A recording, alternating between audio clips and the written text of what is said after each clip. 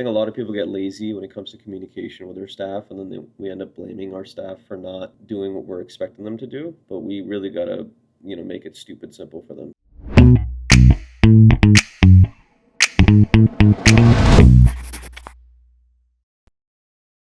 It's been well documented that the CEO of a company will end up doing a lot more work, or perhaps more stressful work, than many of the employees. And the reason is, it's a Sunday. I'm here. Basically, I have to rip a bunch of phone calls to our patients that are coming in on Monday to guarantee that we get what we need done that day. So for those of you that are in employment right now and are thinking to yourself, man, I should go and start my own company. It's not as easy as you think, and you do indeed have to figure out how to work with other human beings, which is a fun process. It can be rewarding, it can be powerful for sure, but on the whole, it will require you to have a lot of patience, and it also requires you to step in and take charge of situations that other people are not willing to take charge of. So we're gonna do a little bit of work here on this Sunday.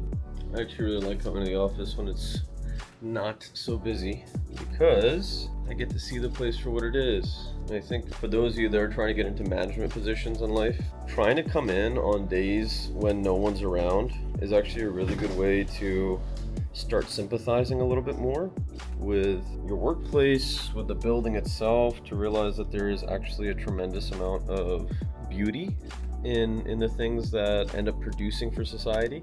So, it's a nice little reprieve, in my opinion, to be able to see our workplace in a completely different mindset. But I'm just gonna sit here and do some work. Recommendation letter for my boy. We gotta scan this guy in. Oh, and also this shirt, my little rocket turtle. I got this at Comic-Con, my brother, a couple years back. I want to go again.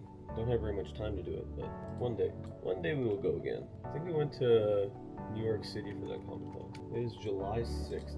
We are moving. All right, so we got a shitload of new patients to go through.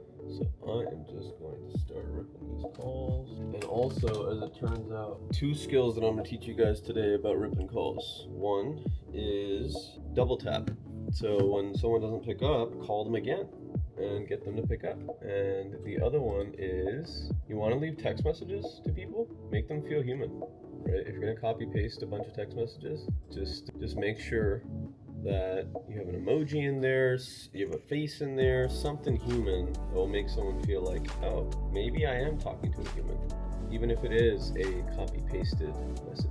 Come on, man. Let me save this document. Come on, file. Save FP test. No wonder.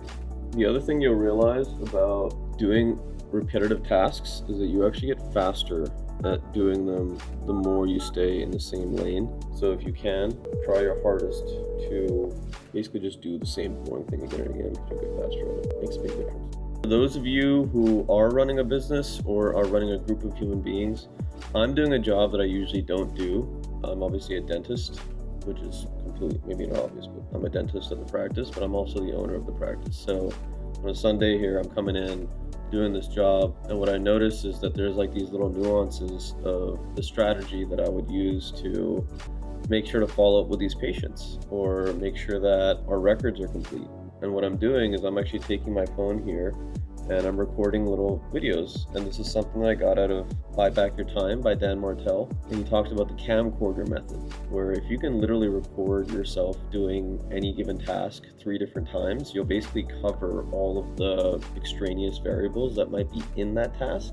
And on top of that, you can make a really substantial playbook for your employees, so that they know what your definition of done is, or how you look at things. And it really helps. But I think a lot of people get lazy when it comes to communication with their staff, and then we end up blaming our staff for not doing what we're expecting them to do. But we really gotta, make it stupid simple for them. So, while I'm doing this, obviously I'm going through and doing a technical task that needs to be accomplished, but I'm also thinking about the overall strategy. So if you ever find yourself in this position where you're doing someone else's job, or you get to go back and kind of make up the little blocks that make up the workplace, very important to also spend that leadership time and think and be like, hey, how can I give this information back to my staff so that they know what I'm expecting of them?